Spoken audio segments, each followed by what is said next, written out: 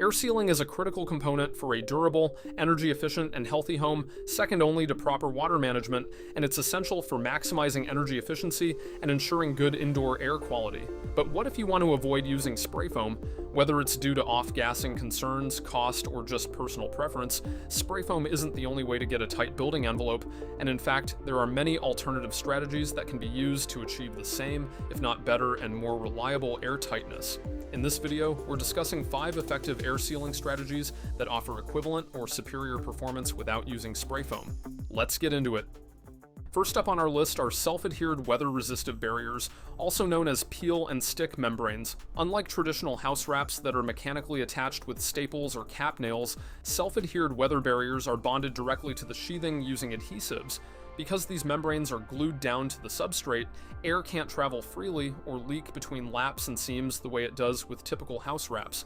If air or water happens to get past a minor penetration, the leak remains highly localized. This makes a self-adhered membrane an excellent all-in-one strategy for both water and air control, easily helping you achieve stringent air tightness standards. Now, a caveat is that you often need to apply a primer to the substrate to ensure long-term adhesion, especially if you're installing it in a cold climate or an especially dry climate, and so depending on the product you specify, the membrane can be a little bit temperamental. Apart from that, these systems are one of my favorite ways to get a robust water and air control layer. Taking the concept of a fully bonded membrane a step further, our second technique is installing a fluid-applied membrane on the exterior walls. Fluid-applied membranes are rolled or sprayed directly onto the substrate, curing into a seamless monolithic air and water control layer. Before the membrane goes on, the seams and joints of the sheathing are filled with a joint-filling compound to prevent air and water penetration at these vulnerable weak points. Because it's bonded directly to the sheathing and gets into every nook and cranny, air can't travel between the membrane and the sheathing or substrate. You can get exceptional air tightness with this system, but like any building product, you have to follow proper installation details and verify that the product's vapor permeance is compatible with your climate and wall assembly. Another thing to take into account is the fact that you often need to install these systems in 2 passes to address pinholes that form during the curing process when water vapor and other gases are evaporating. This can add additional labor and complexity when it comes to sequencing, so just keep this in mind if you specify a fluid-applied system. One other thing that I like about some of these fluid-applied membranes is that some manufacturers approve the use of these systems on damp substrates, which is great if you're building in a wet climate and can't catch a break in the weather. Technique number 3 takes a more modern approach to air sealing, and that's AeroBarrier or AeroSeal. AeroBarrier is an aerosolized sealant system that practically finds the air leaks for you. Instead of hunting down every tiny crack with a caulking gun, the building is pressurized, and aerosolized sealant particles are driven directly into any holes, cracks, or gaps in the enclosure by leveraging air transport physics.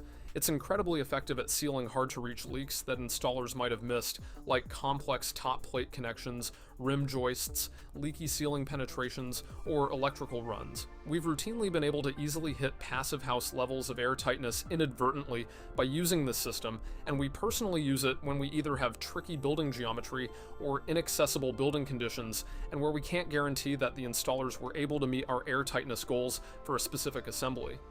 The fourth strategy brings us to the interior side of the assembly, and that's taped smart vapor retarder membranes. Standard polyethylene vapor barriers can often do more harm than good by trapping moisture inside a wall cavity.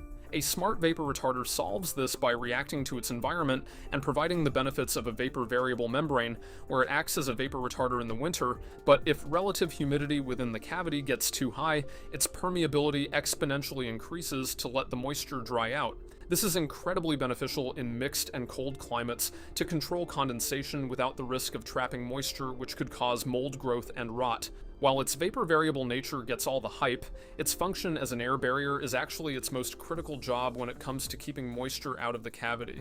This strategy requires meticulous taping and excellent workmanship, but can be a highly effective way to create an airtight assembly, especially in the context of air sealing the ceiling plane of a vented attic. Our final strategy is utilizing sealed sheathing products with an integrated membrane. You've probably seen these on job sites, products like Zip System, LP WeatherLogic, or Den's Element. These sheathing panels come from the factory with a water-repellent coating already applied. In fact, the green coating on zip sheathing is essentially a fluid-applied water control layer that's been installed on the board during manufacturing. To form a continuous air barrier, you simply seal the panel joints using proprietary flashing tape or a liquid-applied joint-filling compound. Using the sheathing as your air barrier provides a vastly superior air control layer due to its rigidity, and it's basically an all-in-one product, as these products serve as the sheathing, water control layer, and air barrier, and if they have rigid insulation bonded to them, they can also provide some condensation control benefits. Technically, you could tape the joints of standard OSB or plywood to get similar air sealing benefits. However, having that factory-applied water-repellent coating makes the most sense, as it protects the sheathing from water intrusion and completely eliminates the extra step of wrapping the home in a secondary building wrap. So, as you can see, there are plenty of ways to get an airtight building. I don't want to hear that you can't build tight without spray foam. Spray foam is a tool, it's not a silver bullet, and there are better ways to get our airtightness without potentially compromising our long-term durability. Guys, if you found this video helpful, make sure to leave a like and subscribe for more weekly building science videos, and head over to our website at ASIRI-designs.com, where we have over 150 free building science articles that cover a wide range of topics. Links will be in the description below. For now, good luck with your projects. Cheers.